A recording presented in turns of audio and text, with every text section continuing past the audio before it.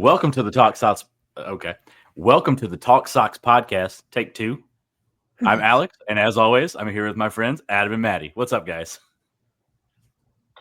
Nothing. You just missed the greatest conversation in the history of the podcast because we were not recording. Yeah. Yeah. So, I mean, that was no Alex Bregman. only roughly 15 to 20 minutes worth of thoughts, but that's okay because I think we're now a little bit more focused, maybe. Warmed up. Yeah, we're warmed up. Vocal cords, all good to go. So that's great. Yeah, so basically, I think the big thing that has a lot of people have been talking about is are the predictions for the season. I know PECOTA just came out with their standings. Very unkind to the Red Sox. Yes, and so I guess first of all, I wanted to kind of throw it around and see what you guys think about, based on vibes, what you think the AL East is looking like. It's my favorite way to judge anything. It really is. I mean, I think vibes are highly underrated in baseball, maybe. I agree, 100%. Yeah, I think highest vibes were 2021. There's no reason that team should have done what they did, and it's all due to vibes. No, completely true. So, yeah, let's throw it around. What do we think about the AL East? You want to go, Maddie? I was about to say, you want to kick it off again, Maddie? Sure. The PECOTA standings, yeah, they're not nice to the Red Sox. They have them in last place with 80 wins, right? And that's correct. I don't know. They've added the team is better than it was last year. They have a set rotation now. They have a front of the line starter with Crochet, and now they have Bueller too. Nick Pavetta's gone. 78 wins. A losing season. So, yeah, the Orioles, I don't know. Their rotation doesn't look that good. They fell apart in the second half of the season. The Yankees could be a threat again. I know PECOTA was spot on with their wins last year. I don't think that the Yankees got that much. I mean, they lost Juan Soto, but like for what it's worth, and Alex Verdugo, and as we discussed, he's irreplaceable. The Fried move is the only move I like, and Devin Williams. Those are the two things. I wanted Devin Williams on the Sox really, really badly. Nothing that they did outside of those two moves moves the needle for me. I don't think that they got substantially better. And I mean, at the end of the season, what really sank them was their offense not coming through, and they did nothing really to address the offense except, Bellinger. And Bellinger is, I don't know. I don't know what Bellinger is. He should hit well at home. Yeah, he should do okay at home. He should. He's a good fielder wherever they decide they want to put him. I'm guessing he'll probably be in outfield position, That's pretty crammed for them too. Yeah, it's not. It wasn't an obvious fit to take him on, and he'll be a better. I thought he'd stay in Chicago. I really did. Yeah, I think so. But Chicago's made some moves since. I like their offseason a lot. Yeah, their offseason's been great. I mean, if you were going to get rid of Bellinger and pick up Kyle Tucker, that's a trade you make every time, So I mean, good for them. And so, yeah, so they've had a good off season, but I think the fact that they didn't keep Bellinger really says something because, who is Cody Bellinger? I don't think we know. I don't think the Yankees fully know. So yeah, the fact that they're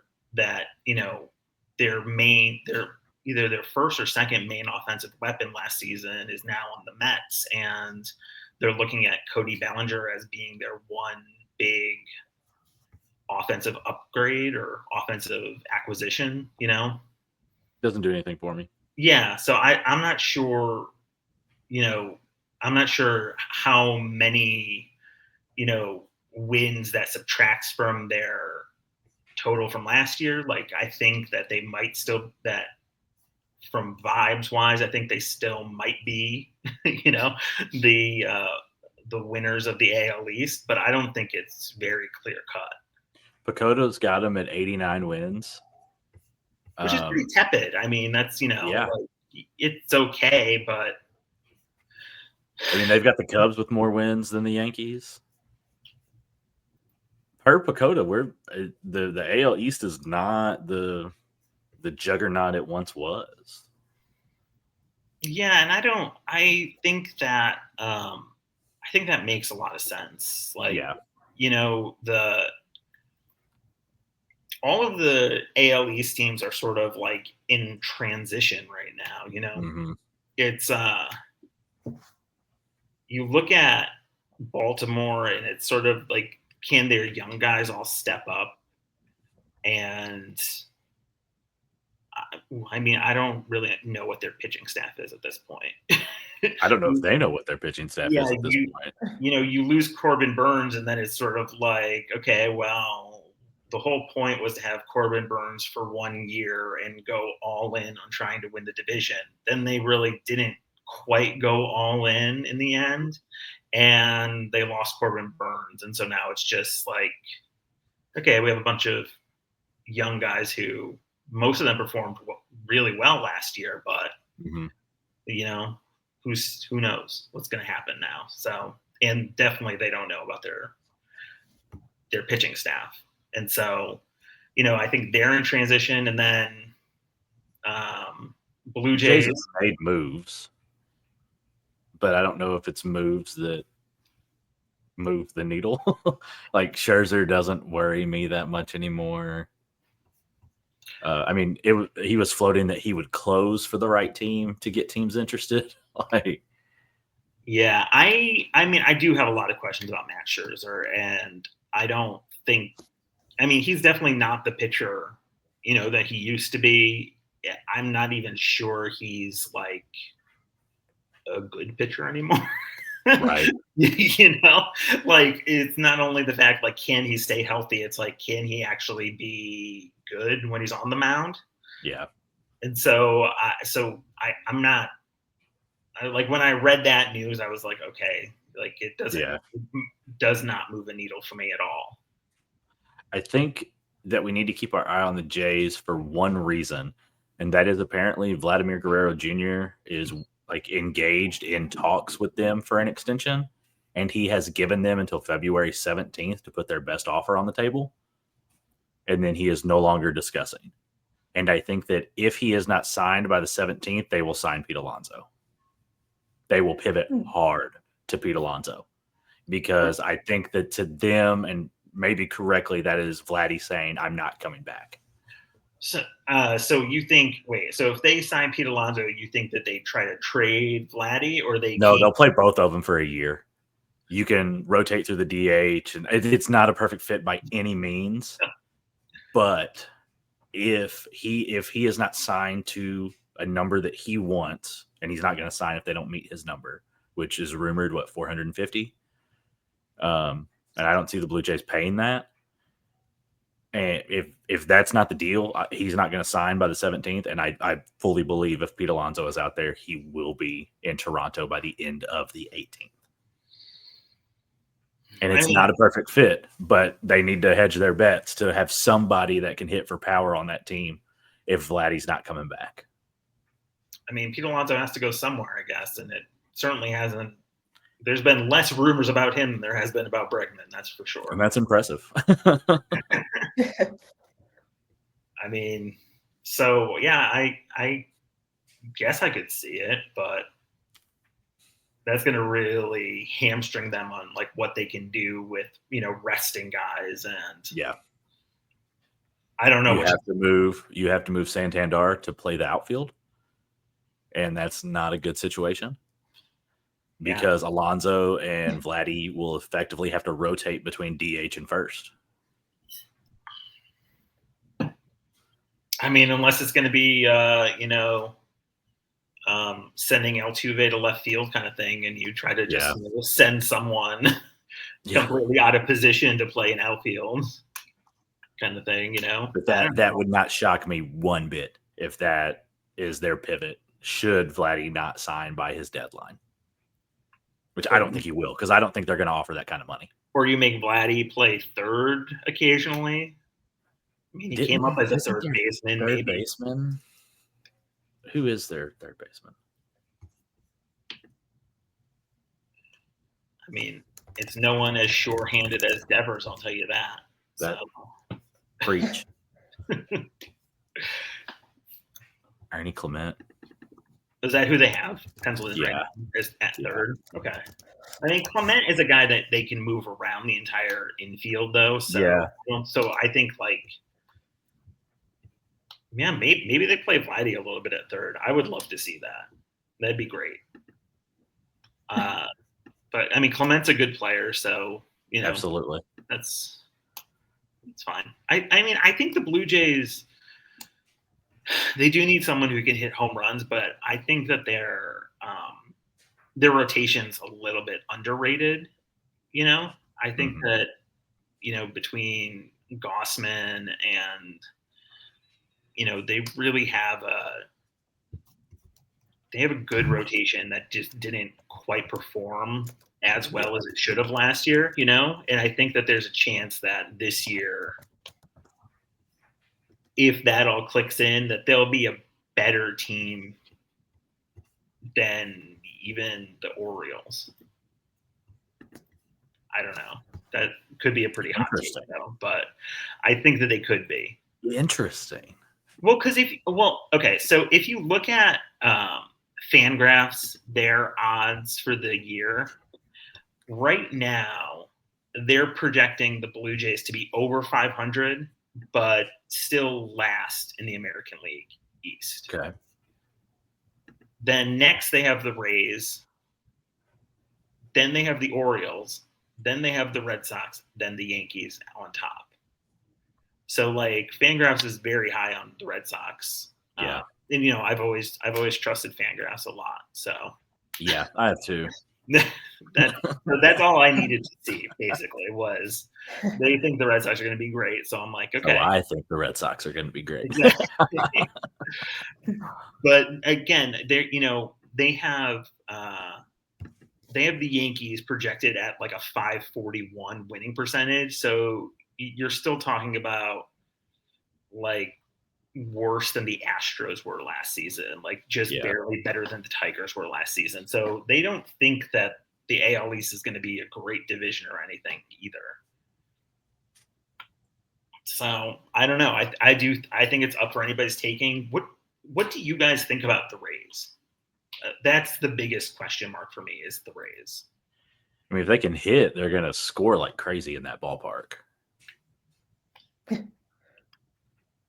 Yeah, it's when they're not being rain delayed for 6 days in a row. Yeah, I besides their roster, which is sort of has been a little bit in shambles since the Wander Franco stuff. It's just they're also playing in a minor league ballpark, so it's very hard to know what to make. Yeah.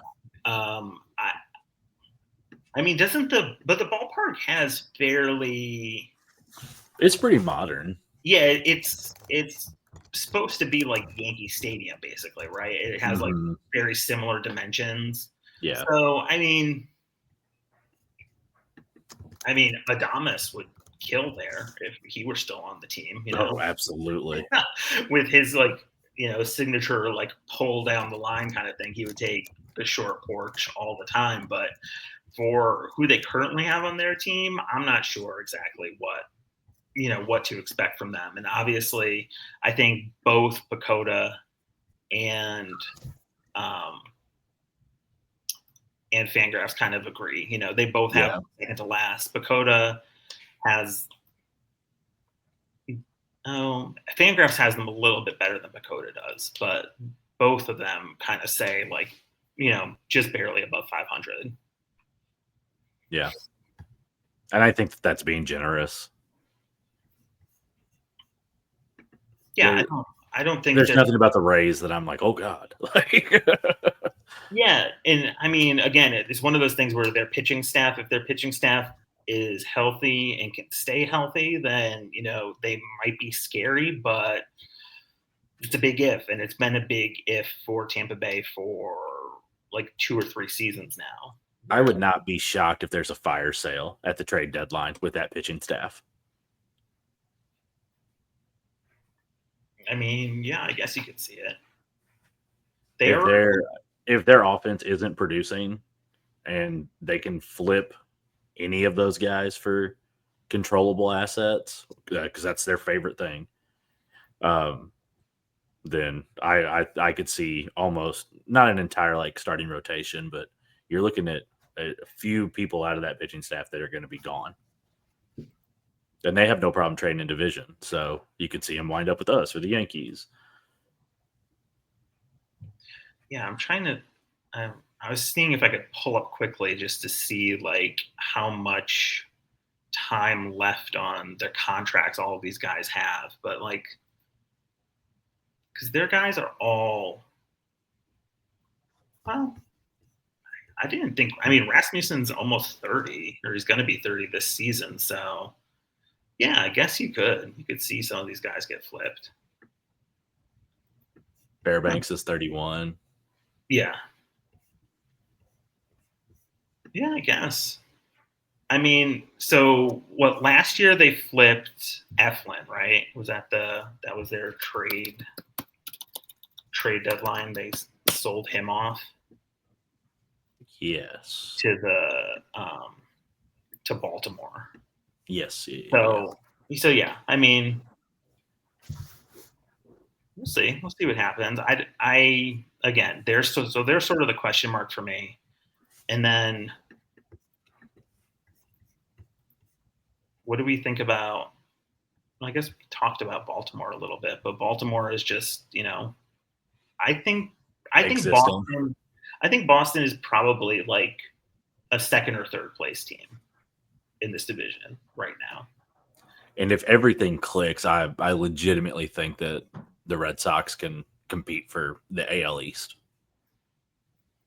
Yeah, and I think and that's a big if, but if the young guys come up and they are the absolute studs that they look like they're going to be, with Crochet, with Bueller, hopefully Bayo continues to take that step with Houck. Man, that's a wonderful thought to have. And if that happens, we're competitive for AL East title at that point. Yeah, and I think that's the issue is that it's a lot of question marks. Yeah, because I think right now you have to assume that Christian Campbell's starting on the opening day roster, right? I think it's a legitimate competition between him and Grissom heading into spring training, but I think that Campbell's going to force the issue. I think they're going to lean towards Campbell just because if they Grissom looks huge. He has put on a ton of weight, and he looks like he is ready to hit just monster nukes. and you kind of have to save face with the trade, as stupid as that is. You traded Chris Sale for Vaughn Grissom, so I think that you have to at least give him a shot. Or Campbell's getting some work in left field. I think you should see Grissom get some work in left field. He's got the body for it. Yeah, I think that just the temptation of Campbell maybe getting some rookie of the year votes, maybe getting to that first or second position is going to be too strong. They're going to want to have him on the opening day roster to save to maybe get that draft pick, get the compensation for having it there. And so I think that that's going to be too much of a temptation for them. Whether that'll come at the expense of having Vaughn Grissom on the opening day roster, I don't know. I would assume so, but I don't know. I haven't given up on Grissom, but Campbell looks like the real deal. I think that Grissom, the Red Sox have not given him enough of a shot yet to have completely moved on. And I think a decent portion of the fan base has given up on Grissom just based on last year, but I do think that's very premature. Yeah, I think that Red Sox fans can be quite fickle, and they can be a little bit vibe based a lot, and not in a good way. And so I think it is sort of a well, Chris Sale went to Atlanta, had a career year, and that he would not have had in Boston. Yeah, I will say that every single time. and we got this bum that will never play for us is kind of like a good story for Red Sox fans to tell themselves to feel bad, which is sort of like a real tradition in New England, and it's a badge of honor. Yeah, just being angry. So so I think that they might be able to tell themselves that, but I think that the front office is going to want to actually see, make sure that he's not going to amount to anything. And I think that he might. I'm not as pessimistic as Red Sox fans are. I think even if he starts the year in AAA, Grissom, I'm talking about, not Campbell. If Grissom starts the year in AAA and just tears the cover off the ball, he immediately turns into a trade chip.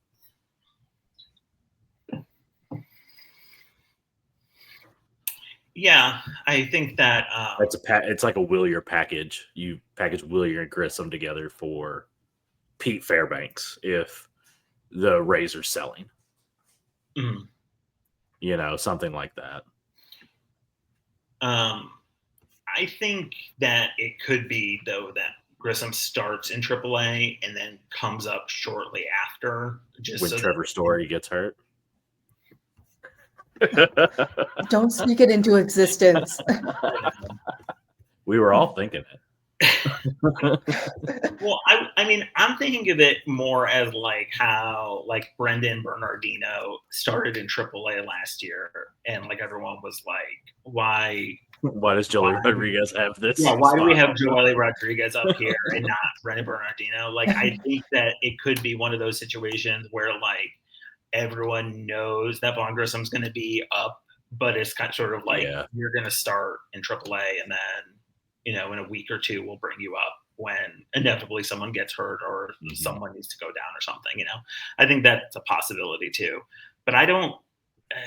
There's just there's something about how the Red Sox are operating this offseason where it doesn't seem where it seems like they're valuing the current rostered players much more highly than I think other teams are, maybe. And it's nice to dance with who you came to dance with, kind of thing. So I mean, I'm all for it if they think that they really see something, but right now I don't know if I don't know if they can trade. If they'll trade Vaughn Grissom, I think they might think that he is something good, and if he goes down to AAA and plays well, they might, think too highly of him to move on.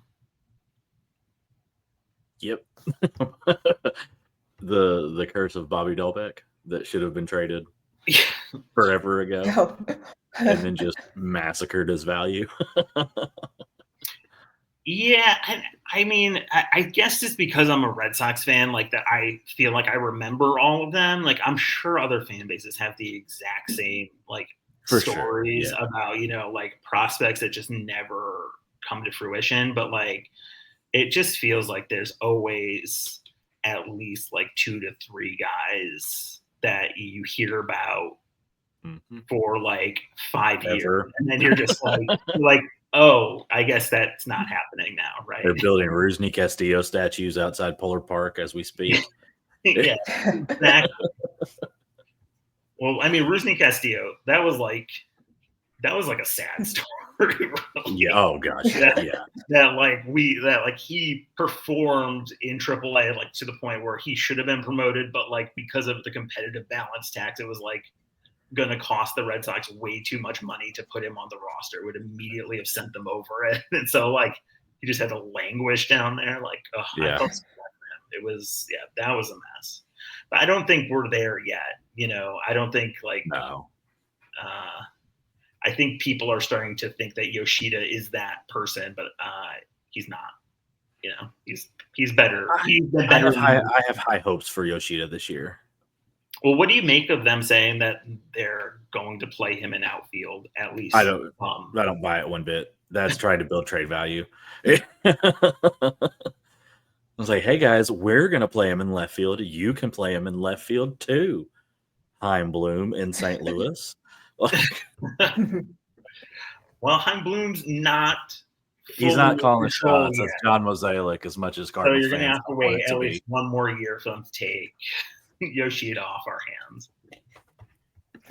I don't think Chaim will touch him with a 10-foot pole. No, probably not. I think Chaim probably thinks that that's his biggest mistake that he made in Boston, honestly. Yeah. Yep. But I honestly don't blame ownership for being risk averse to large contracts, because you look at Trevor's Story and Yoshida, and those have kind of created these roster inefficiencies. Mm-hmm.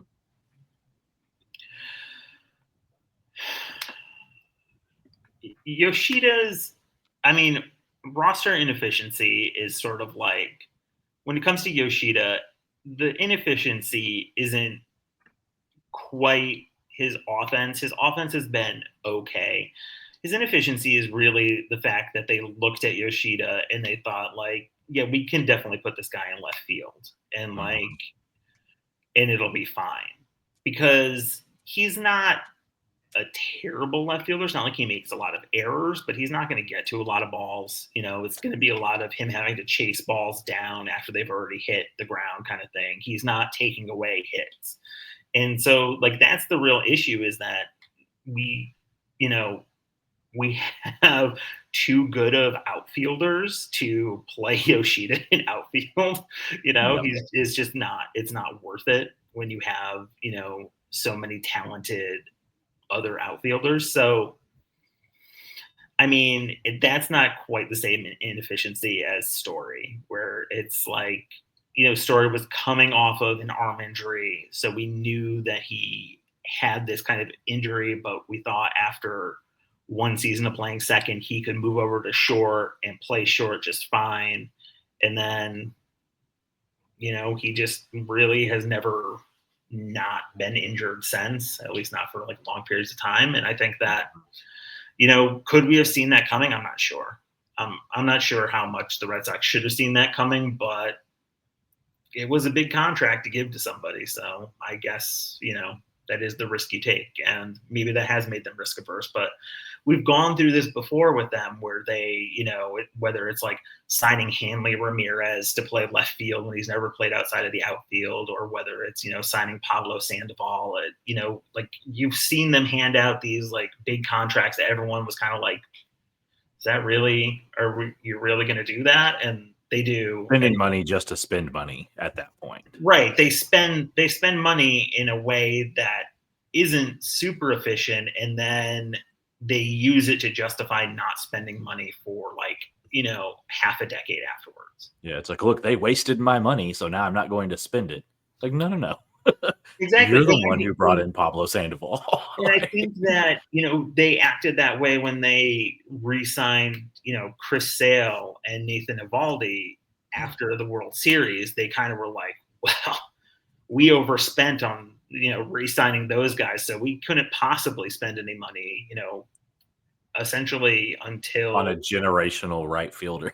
Right, exactly. Essentially until they re-signed Devers and got Story, they just acted like, they had done the fan base too much of a solid by re-signing Sale for all that money, that they were like, well, we couldn't possibly do anything else. We couldn't keep any of these other guys.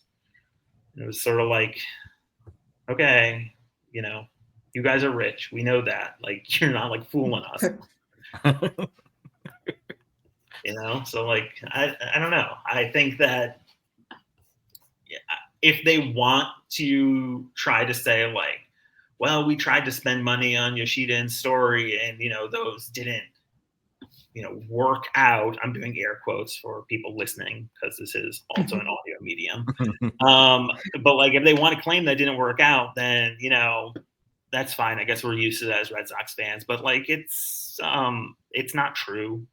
It didn't not work out because Yoshida is a fine player, not worth how much we're paying him, but he's fine. He's usable. Like it shouldn't justify not spending money because like this guy is only slightly, better than average player. Like if his deal was $10 million a season less, he would have been easy to trade when the logjam happened or do something with. Yeah. I don't see them DFAing him unless he just completely falls apart in spring training. I mean, if he comes out just god awful, even if he hits in spring training, there's concern that he's not going to be ready for opening day. Then maybe that's on the table, but by that point you're already in the season, and the Cardinals likely aren't going to trade you Nolan Arenado in March. Alex Bregman will have signed with the team, I assume. Yeah, I don't know. That's it's still iffy, I guess. It's almost like the catcher market. Like they didn't sign any of the the Higashiokas of the world because we have Teal, and then we traded Teal, and now we have no. I mean, Narvaez, I think will be a capable backup, but we have no real catcher of the future, even with Connor Wong bulking up and all that fun stuff. Because that worked wonders for Andrew Benintendi. That's always the thing is when we talk about this kind of stuff about like players like bulking up or like looking bigger than they ever have before is that's exactly what I think about. It's just like that's not always a great thing. Yeah. Like the Red Sox social media posted videos of Duran doing bicep curls, and like the trainer guy was like, no one does more bicep curls than Jarren Duran kind of thing. And I was like Jarren Duran is actually the kind of like Andrew Benintendi-esque kind of guy that you don't want to be like the bulkiest guy in the Massive, world. yeah. Because he's fast and that's like a big part of his game, and Duran is a gym rat, like very openly. That is a big part of who he is he is a gym rat. So I think that out of anybody, he's one that I trust to work out and get bigger in a way that is going to benefit him. Because Benny admitted he got bigger for power, and the power never showed up. It broke a spring. I mean, as long as we're talking about Duran, though, I did find it interesting that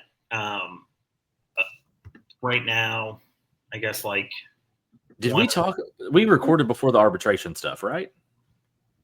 Yeah. So we haven't talked about arbitration. Okay. Because I have a hot take there that I talked about on the site, but like right now on betting sites, they have Duran as I guess he's like the 10th most likely to win MVP of anyone in the AL. He's just below Devers.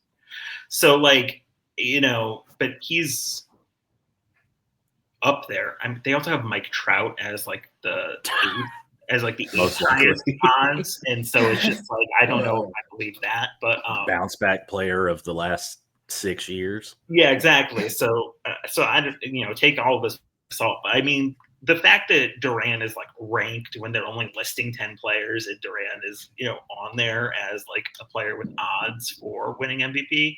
I like that spot. I like that spot a lot. If I was a betting man, which I sometimes am, I like that spot a lot. I think I like Duran's odds more than I like Devers' odds, honestly. Absolutely. Because I think like if the Red Sox had like a magical season where they, won, the division and won 100 games or something, and you had, Devers and Duran leading the way, I think people would vote for Duran because he actually brings defensive value. And, I think his game is just so well-rounded, and he showed glimpses of being an actual 5-tool player last year that I think it's someone that voters could fall in love with. So yeah, I like it better than I like Devers' odds. Do I like it better than I like Aaron Judge or Bobby Witt Jr. or Gunnar Henderson's odds, which are really the top three? And no. I think those guys probably do have a slightly better chance, but as far as the Red Sox players go, I think Duran is probably the guy that most people will hang their hats on. Yeah. So tell us your hot arbitration take. Okay, so the deal, which I like, I think it's a smart deal for both sides. It protects the Red Sox, pays Duran. So it's this year and then an option for next year. But then in year 3, he enters the arbitration process again. And to me, that's weird. And I think that this deal makes it, I'm not saying they're going to do this. I'm not advocating for this. I think this deal makes it entirely likely that Jarren Duran is the outfielder that's traded.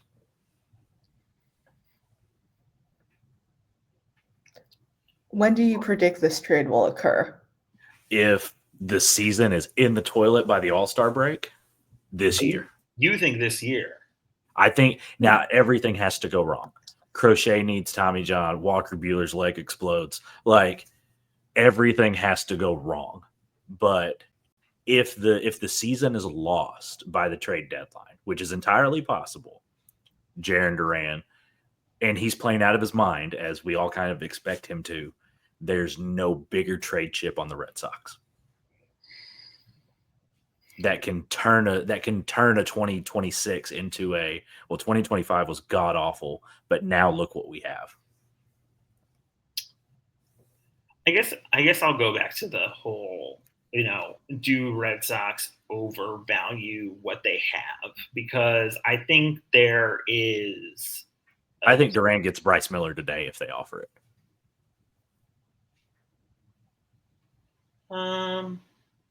Maybe. And I don't think I don't even think Seattle would think about it. If they called them right now and said, we'll give you Jarren Duran for Bryce Miller, he's in Boston tomorrow. Once again, not advocating for it.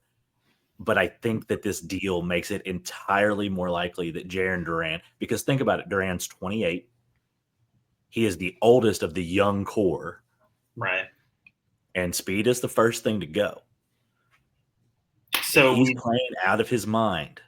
If he plays this entire season out of his mind, next year's deal is only worth like $12 million. You're going to pay $12 million for an MVP caliber center fielder? Teams will line up for that. Yeah, and I mean, it makes sense because, when you're talking about the big 3 prospects, like some of them are going to have to go into the outfield at some point. Anthony technically plays center in AAA, but there's no way he's playing center in the majors. Breslow's already said that Rafaela is going to get most of his reps at center field, which pushes Duran to left. I was going to say platooning in right. Yeah, because you wouldn't mind having. I mean, you would love to have Rafaela in center if he hits, and I think that Willier's a good enough fielder that like he can cover center if you want to give Rafaela a day off or whatever. So like that's not a big deal to have, Campbell up there in the corner. Didn't Ref Snyder play center for like 3 games this year? I probably wouldn't do that again. Honestly. No, I wouldn't either. But I feel like I remember that, like at least for like an inning. Yeah. Yeah. I'm going to be honest. I forgot about Ref Snyder for a second there. So there's another. Yeah, I did too. And then I got torn apart on that roster projection for it. Yeah. Although I do think he's the odd man out should Anthony need to break camp with the big league club along with Campbell. You have no room for Rob Ref Snyder at that point. I mean, unless you're going to trade Abreu during spring training. I think that there's a chance that depending on how he hits, that Rafaela might be a guy who starts in AAA if that's what it came down to. I don't disagree, but I don't see them doing that if after that contract. There's precedent for it. It's happened before, but to kind of give him the bag, and that contract is incredibly team friendly. But to give the bag is a Red Sox bag that they stole from the team store, really. Right. Not like it's got last year's spring training hat in it. Yeah. Okay, so to pay him and then be like, but you're going to go play in AAA, I think that especially for young players, you do have to kind of take their psyche into account, and I don't think that would go over well. Yeah, I guess I mean, obviously this is a completely new regime, but you've seen it done before with, Jackie Bradley Jr. happened to him towards the beginning of his career. Oh yeah, I mean, I don't think that anybody spent more time driving between the Paw Sox and the Red Sox as Jackie Bradley Jr. did. It was like an every other day. Yeah, so I mean, like you've seen it happen before. Obviously, I guess we're hoping that Rafaela's career turns out differently than JBJ's did, but I mean, I think that that's the best comp for Rafaela at this point. Oh, absolutely. And absolutely. so, I think there's a chance that happens because in the end, JBJ, shuttling back and forth didn't hurt his psyche, really. I don't think it hurt his development either. Just his development, just in the end, he just sort of lost it, whatever small amount of offensive prowess he did have. So I mean, I think it could work. I'm just thinking outside the box because they did also just sign Ref Snyder last, so it's not. I don't know if he's the guy that they're going to cut first. Maybe. Does Ref Snyder have any trade value, do you think? I've debated that back and forth. I mean, I think that if you were to trade him, you're not getting a blue chip prospect back in any way, shape, or form. I think you're probably looking at a deal of international bonus pool money and organizations somewhere in the 25 to 35 prospect. Yeah, I was going to say, I think like if you take some of the money also, if you pay some of it down, then you're probably talking about, an organization's like 20th best prospect, somewhere around there. But when the Red Sox have so many prospects that they think so highly of right now, like I don't know how much the Red Sox care about, still another organization's 20th prospects. Right. It's not 4 years ago where that would immediately slot into our top 10. Right. Unless it's a pitcher. And then, if it's a pitching prospect that the Red Sox actually feel good about, then it probably slots in to be our second to third best pitching prospect. Right. Honestly, right now, because, looking at Keith Law's top prospects, like the Red Sox are, I think he has them ranked as the second best farm system. Behind the Mariners. Yeah. And it's it's not, but like none of the top prospects are pitchers. It's like we are very offensive heavy. Yeah. Yeah. Isn't that how the Cubs tried to build? I mean, they won the World Series, so they didn't actually build it, but it was like the same thing where they just had all these offensive prospects, and then the goal was to just like trade and sign good pitching from the offensive prospects, and like maybe that's what they're trying to do. But and who organized all of that? Oh, yes, Theo, who is sort of back in the organization. We have a clear-cut answers to what exactly he does in the organization, but he works Vibes. somewhere around a Fenway Vibes, Creek. yes. Theo is there for vibes. He is. He's mostly a vibes guy, I'm pretty sure. Yeah, so I don't know. Like, maybe that is Theo's doing, but I feel like, obviously this the Red Sox getting all these offensive prospects has been happening for the last like 6 years. So like 3 different regimes of Red Sox Yeah. GMs and Pobos. So it's I don't think it's like a cohesive statement, but maybe that's what Breslow's thinking at this point. He would have to be. Which? Another Cubs front office executive? I mean, for what, like 2 seasons? yeah, but still. He's almost been in the Red Sox organization as long as he was in the Cubs organization. Absolutely. The thing with Craig and like, if you listen to any of the other podcasts, like it's very like a 50-50 split. Like if you could grade him, what would you give him? And some people are like high B, some people are C's, and a lot of people are like, I think he's crap. Like I think what he's done is awful. And I think what we have to remember is that Craig is operating with what he's told he can operate with. And I think within that world, what he's done so far has been very good. Like, and if he had a longer leash, I think that we probably are actually in play for a Juan Soto. And I don't think that Bregman would be here because I don't think that Craig likes Alex Bregman. I think that that's just who he is. I don't think that fits the style that he wants. But I think that, maybe we actually did talk to the Jays to try to trade in division for Vladimir Guerrero Jr. this offseason. I think that if Craig had a longer leash with which to operate, we would be talking about this drastically different. And he even catches crap for the Crochet trade because what was it, the day before the Red Sox were on the fringes of the Crochet trade, and then all of a sudden after the Fried deal, the Crochet trade got done. Well, then it leaked that the plan was to sign Max Fried, who only signed with the Yankees because they offered an extra year, and trade for Garrett Crochet. Like, that's incredibly encouraging to me that if John Henry and company will just give him the runway that he is desperately asking for, let him actually work with Cora, who, you can be at odds over a Bregman style deal or whatever. Let him work with his manager, who he extended last year, that nobody thought would happen.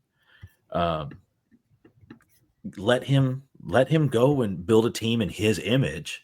I trust him to do that. I think that he's incredibly intelligent, and if he does have Theo in his ear, which we have to assume he probably has Theo in his ear to some degree about this, let him do what you brought him to Boston to do, and that's put a winning product on the field.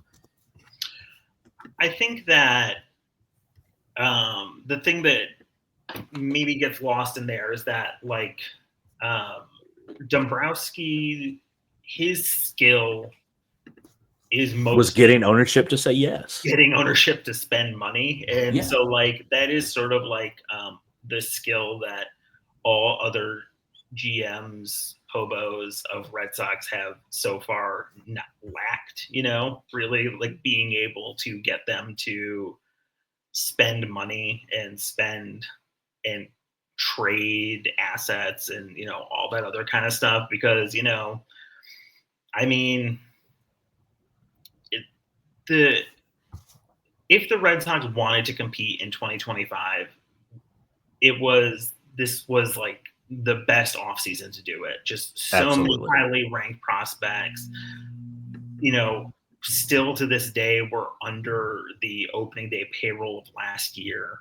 Like, so we have money to spend, and it's just like the Red Sox could have made this a big offseason.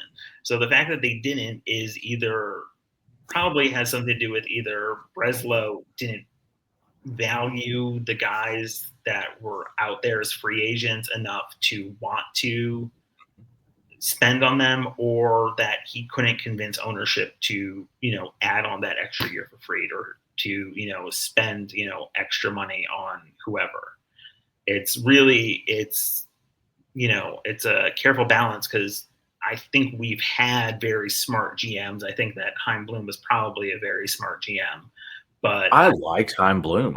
Outside of the Yoshida and Story deals, like I don't have a problem with how Bloom operated. No, like, and I think did he overvalue prospects? Yes, but he also got us Willier. Like he won that deal handedly, and the other part of that deal was flipped to the Cardinals for Tyler O'Neill. Yeah, I think that that's going to be, I think that Chaim Bloom era will be looked at drastically different in 5 years. I think it's drastic. I think it's looked at drastically different already. Like I think when it's definitely beginning to. Yeah, absolutely. When he left, I think there was like, good riddance kind of thing, and then merely a year later, I think everyone was kind of like, it's like, maybe it wasn't his fault. Right, exactly. And I think that now it's sort of if they could get, we could get ownership to spend, then I think Breslow could be very successful. But that's sort of like the skill we need to see if he has or not. But Philly has spent for Dave again, and they haven't won anything, and they've really fallen flat when it matters. They haven't won anything, but they've made it. They've been there. They've been there. Absolutely. It's that. That counts for something. I know it doesn't absolutely for everything, but better than the Red Sox have done since Dave left. And Bryce Harper is the most recent example of non-first baseman turned into successful first baseman. Yeah, exactly. Exactly. That's the big hope for Devers is, Bryce Harper to first. He's got that Bryce Harper athleticism. The hair. He's hitting with a Wally bat.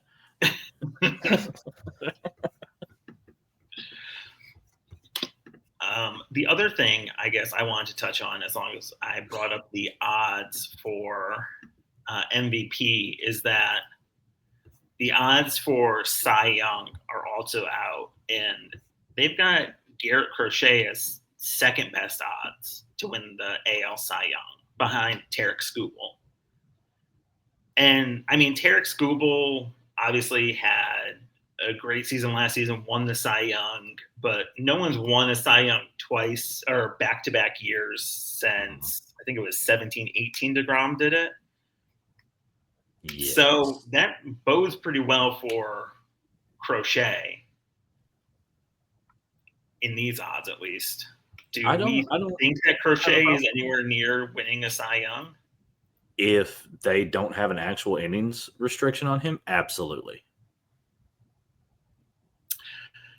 I don't think he's going to sign an extension if they say that there's going to be an innings restriction on him this season. Correct.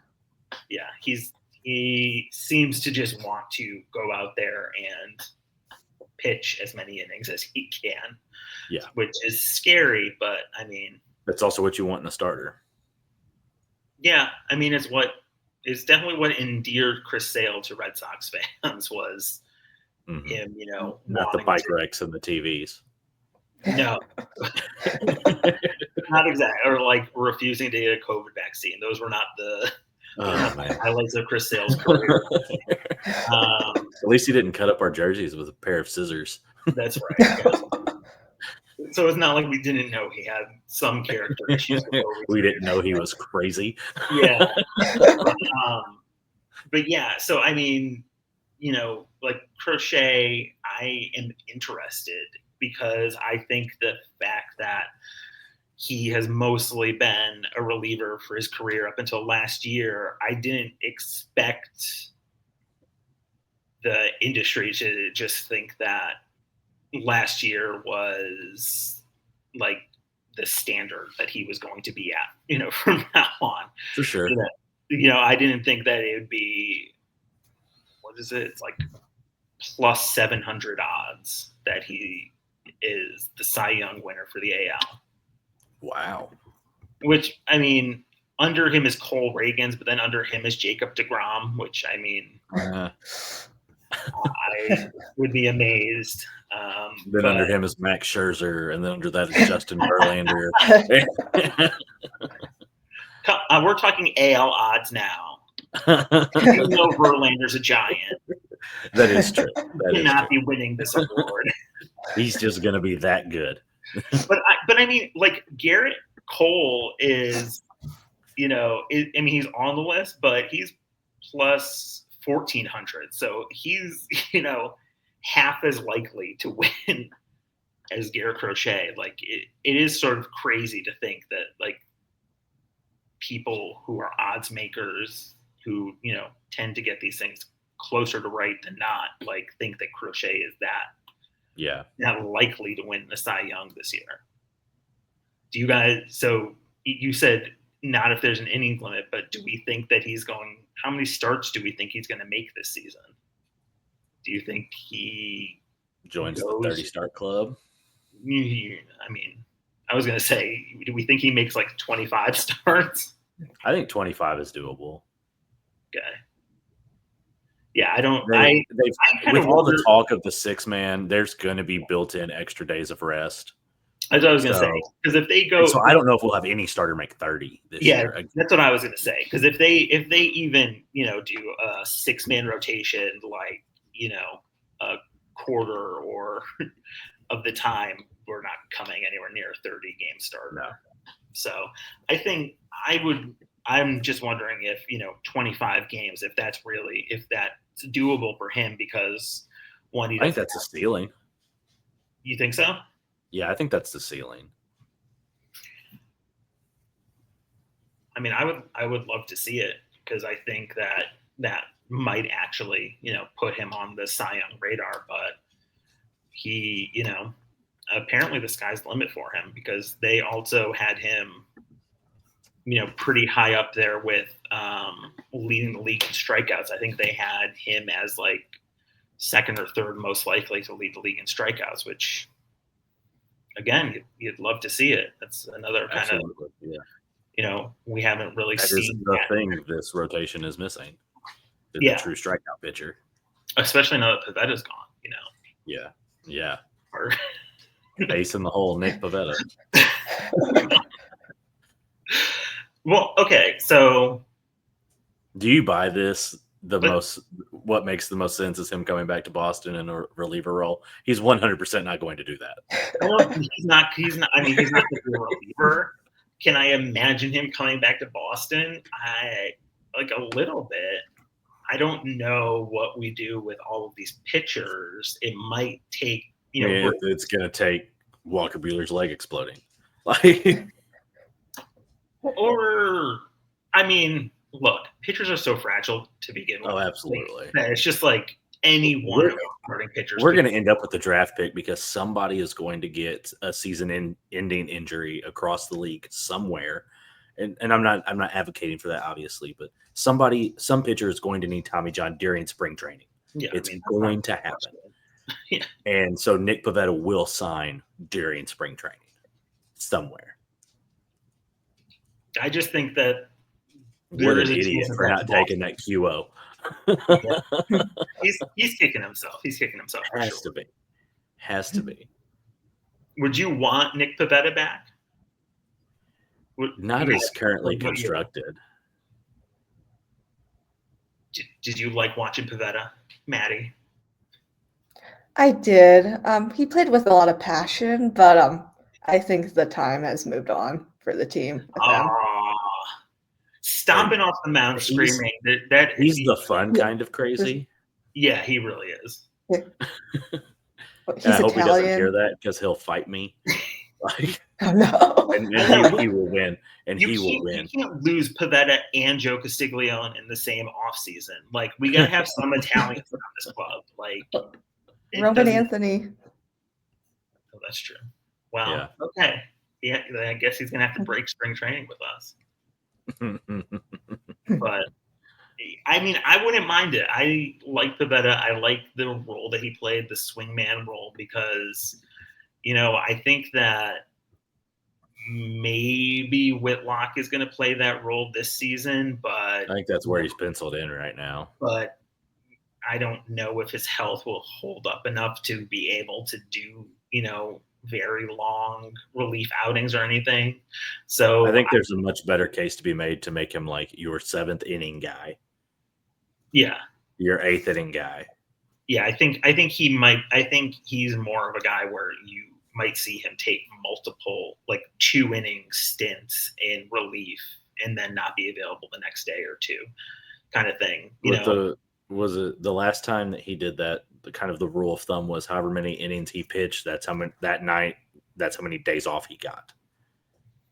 Yeah, and I mean, I think I could see that, but I don't. I'd be fine with that. I don't. Yeah. But he did go up to like 3 innings occasionally, or at least 2+ innings occasionally. I don't think we see that. I think it's like 1+, maybe 2 innings tops for Whitlock.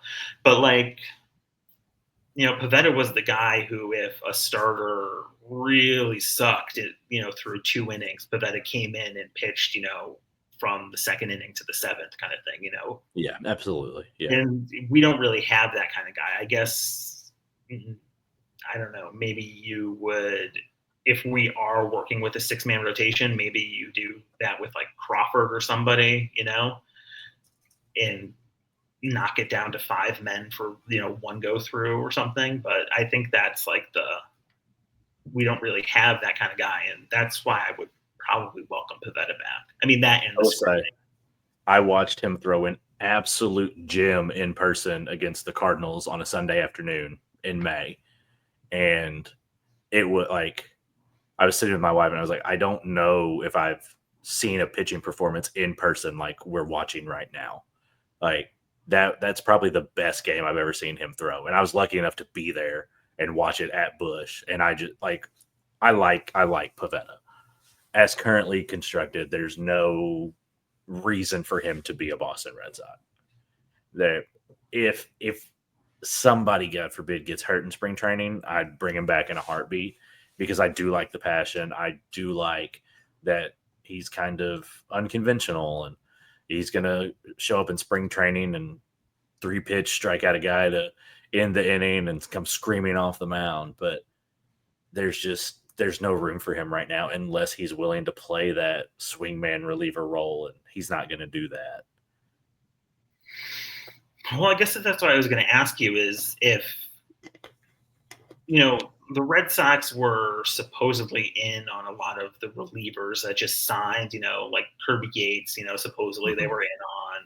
And I mean, is there a free agent right now, pitcher that you would want more than you want Pivetta? Because free agent, no. I would rather trade for Suarez from the Padres.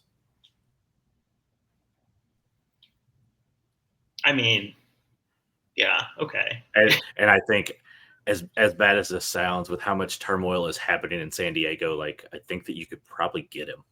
I don't. The left hand is for sure not talking to the right hand right now. Yeah, there's it. It is.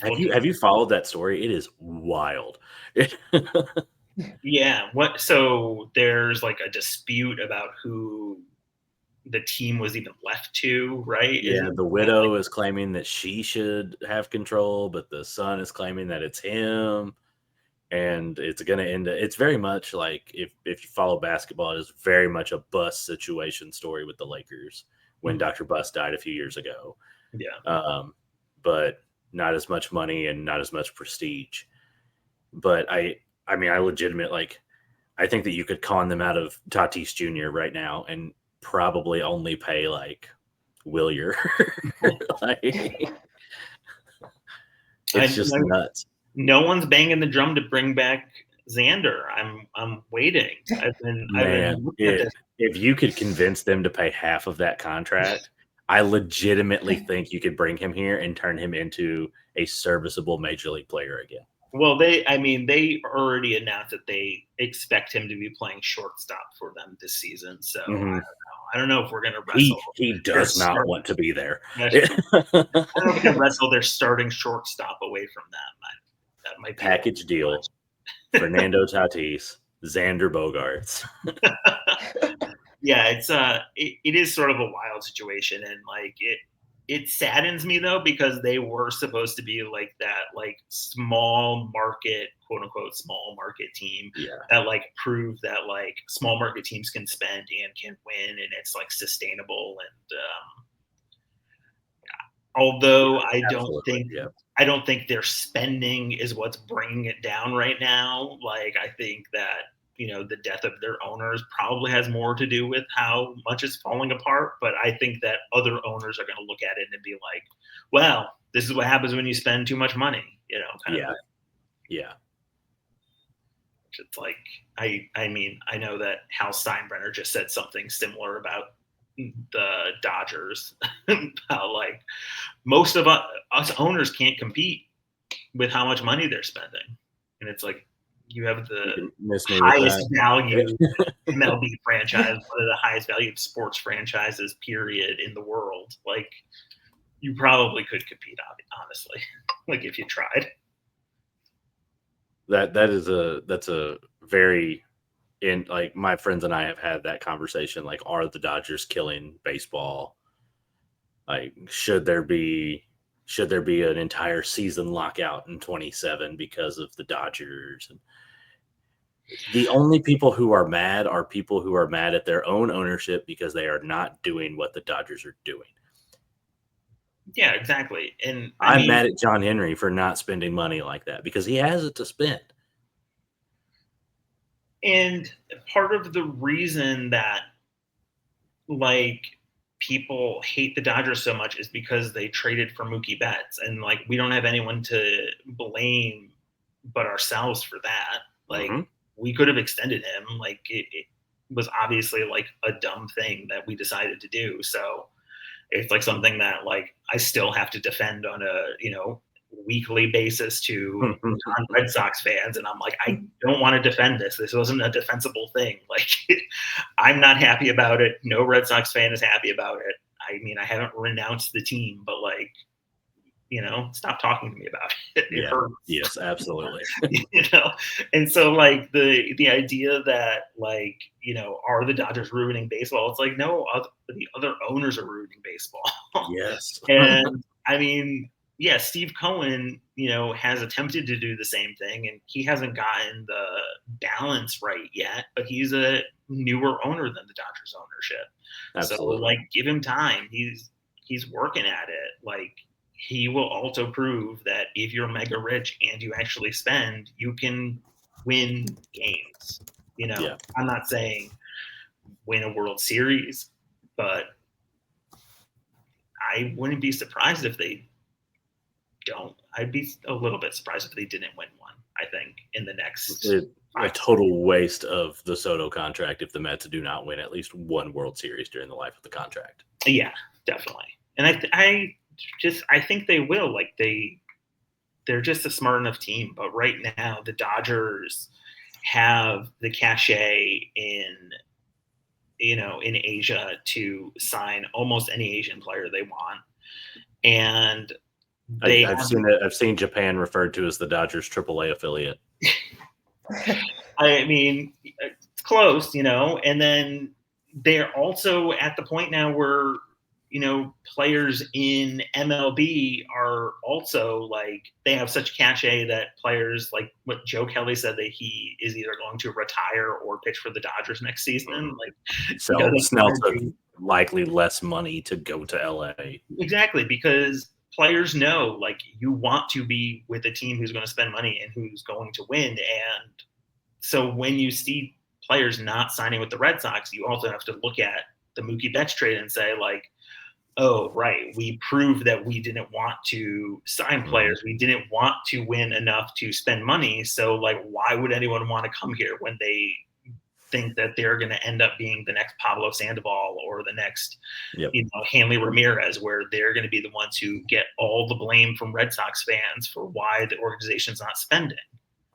You don't want to take a big contract with a team like that. But like, if you are, Snell or something, and you are like, well, I'm just one of many big contracts, and even if I fail, the Dodgers have proved that they will still go out and spend money, then it's like, of course you want that. you don't want if you don't want, all that pressure of having to be like the guy in an organization. That's not for everybody. No, it's not. And, playing in Boston's not for everybody either, because the fan base is very critical. And so, I think, Trevor Story is doing a good job of building a lot of camaraderie with his teammates. Like, I know he had a bunch of people down here in Texas, a bunch of players to train with him recently, Red Sox players, training with him, and they, had good photo ops and stuff of going to barbecue and whatever you do here in Texas. But, it's like, I mean, Red Sox fans are, I think, if they haven't completely turned on Story, I think like this season he has. This is it. It's like a very real possibility that he starts like not being able to go out in Boston after this season. At some point during this season, it's going to be like, oh, you're in danger. Yeah. Yeah. That Simpsons meme.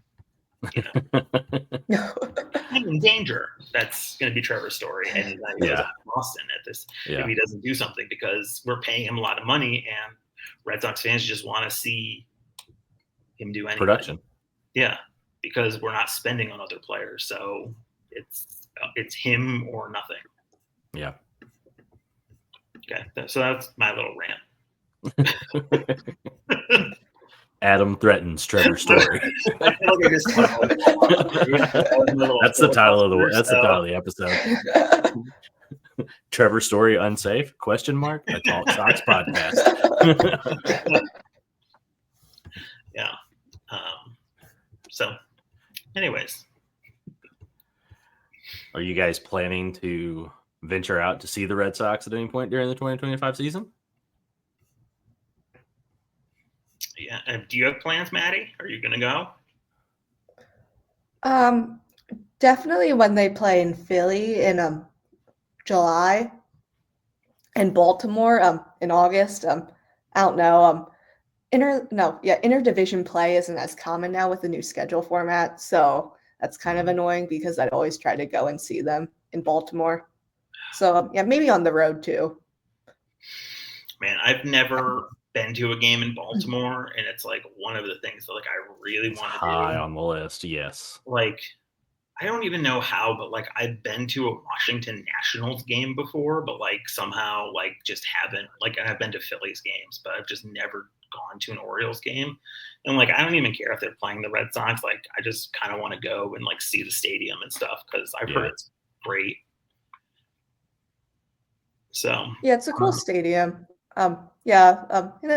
It's Baltimore, but the area around it is nice.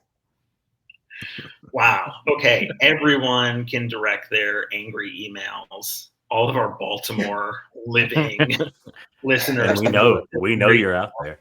Specifically to Maddie. I have no issues with Baltimore. I went to a spaghetti warehouse there once, and it was great. So I'm a Ravens fan. So I mean, the Red Sox opened their season here in Texas, so I will be going at least one of those games, opening series. I'm not, maybe two. I don't know. I'll see what I can do. But I'm really excited. Last season they had their final 2 spring training games in Texas, in Arlington. Yes. Yeah. It was like a really weird, like they were traveling from Florida to Seattle, so they stopped for 2 games in Arlington. And so I went to those preseason games last season, and that was a lot of fun. They didn't quite have all the quirks worked out with the scoreboard yet, so like got to see some interesting things there where they didn't quite know how to like abbreviate Dominican Republic yet. So like it was interesting. Like some guys that said that they were from DR, and others that said DOM, and I was like, are they from Dominica? Like completely. Is this Dom Smith? This is weird. So it'll be fun though. Rangers Stadium, I wouldn't say is my favorite stadium I've ever been to, but it's close, so that's all that matters. That's Busch for me. Like Yeah. Busch Stadium is fine. Obviously, since the Red Sox were at Busch in 24, they're not going to be at Busch in 25. In fact, the Cardinals are their home opener at Fenway this year, which is going to be kind of cool. They are going to be at Kauffman, which is a stadium that is in real jeopardy of being torn down very soon, the Royals home stadium. And I have yet to go to Kauffman, but it is the week. So for those, I don't know if we've ever talked about this. I'm a teacher in my real life, and that is the week before finals week. So I will not be going to Kauffman for that series, which sucks. But my wife and I always try to take a trip somewhere. Last year was to St. Louis to see the Sox for at least 2 out of 3 games on a series, and we're still kind of up in the air. The Milwaukee series at the end of May is very tempting to me. And then they go straight from Milwaukee to Atlanta, which I also like, at the beginning of June. But they come out of the All-Star break at Wrigley, and man, that's tempting. I used to live in Georgia before I lived here, and I went 2 seasons in a row to see the Red Sox play the Braves, and both games I went to, the Red Sox hit grand slams. Nice. So I was like, I was pretty sure that I was like the good luck charm, and then Absolutely. I went a third time and nothing happened. So it was not me. But that's a great. I mean, for like a brand new stadium that has to be like a city within itself, kind of, complex, like it's actually a great stadium, and there aren't really bad seats. So I would recommend going. Just be prepared for it to be super humid. Yes. So Chicago is like tops on the list because it's Wrigley, but I'm waiting for those tickets to go on sale to see, because I should probably sit in the bleachers, but I also want to wear my Red Sox gear and not get the crap kicked out of me. So I'm not going to sit in the bleachers.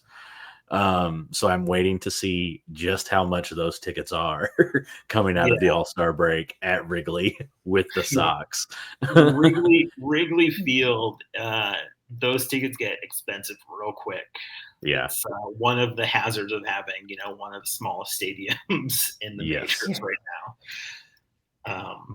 Although, I don't know, Tampa Bay probably has the smallest stadium. It's got to take the cake at this point. Now, and I think you could probably get those tickets for dirt cheap. So. They may pay you to show up.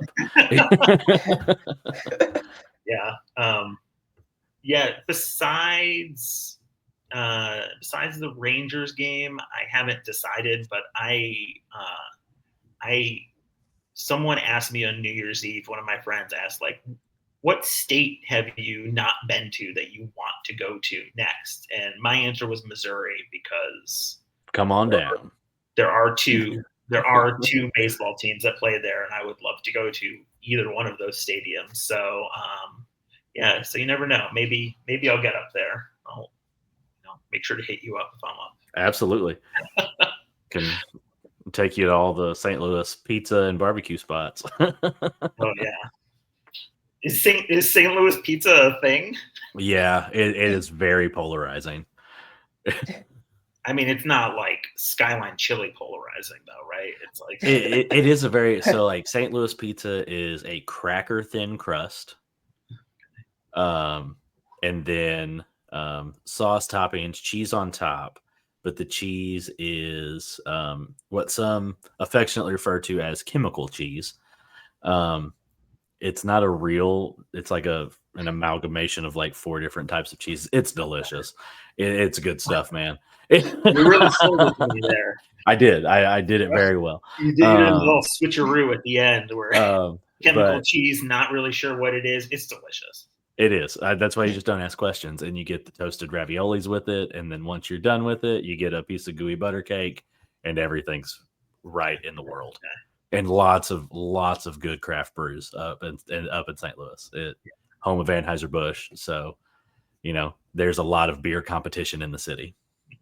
I mean, like, if I'm in Philly, I'm like a cheese whiz kind of guy on my Philly cheesesteak. So like I'm used to eating cheese that has no particular set of origin. So Cheese that has no cheese in it. Yeah. So like I'm cool with the chemical cheese. That's fine. I'm willing to try it. It's good. All my students think it's gross, but it's good. All right. Yeah. So if that's all of our games, one other thing I wanted to ask: do you guys watch spring training? Yes. Yeah. You do? Both of you watch spring training like religiously? I don't pay as much attention to it as I do to the regular season, but I definitely keep up with it. And then, if there's nothing on, really, that's what's on the TV. Okay.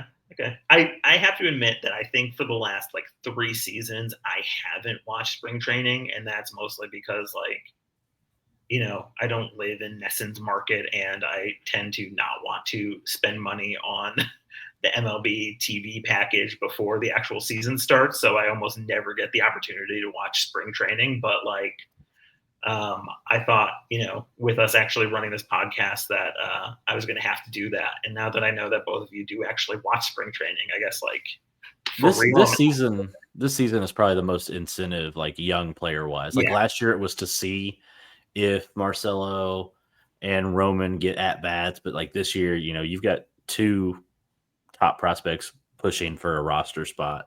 Yeah. So I think that it will be very fun to sit and actually watch those games. No, I agree. And I think even for Red Sox fans that are considering should I watch them or not, this would be the season I would say yes. Yeah, even being able to watch Crochet ramp up and stuff is really tempting for me because he was on the White Sox and that was not a team that I was going to watch a lot of last season. No. I mean, I do love Benny, but that's not enough really to subject myself to that.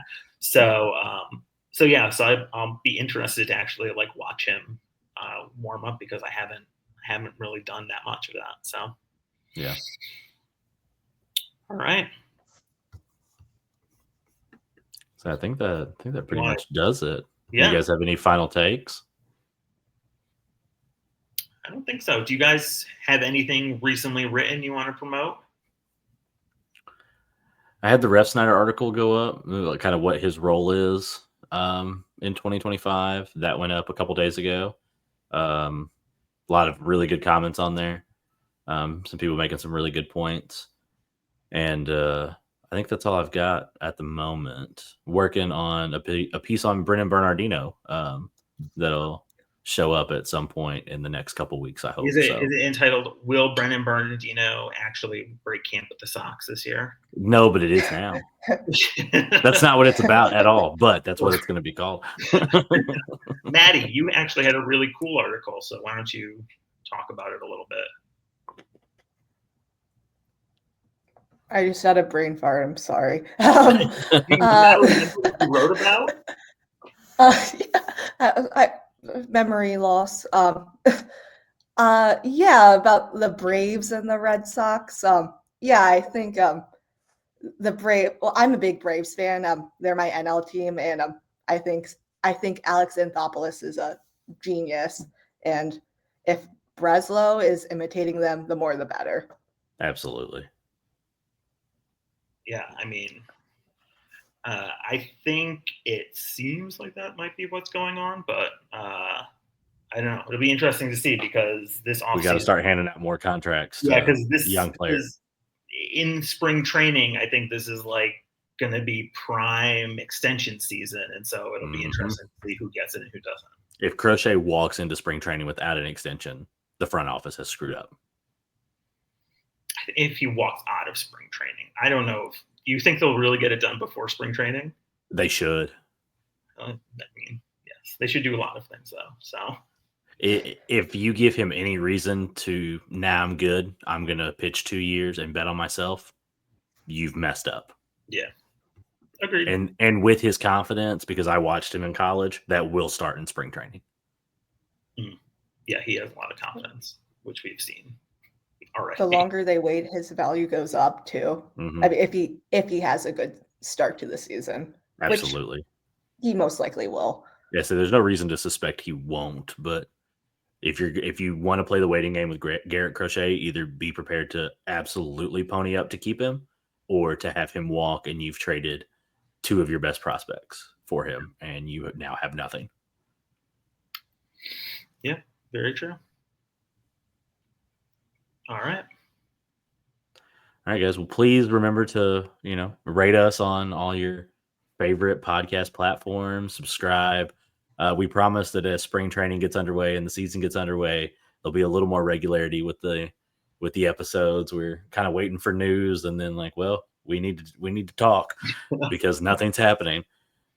And so, stick with us, and we're really, really close to pitchers and catchers reporting, and hopefully we'll have some news to talk about in the near future. Yep, and I will actually watch spring training, so I'll be able to talk about it. One big success from this episode. Exactly.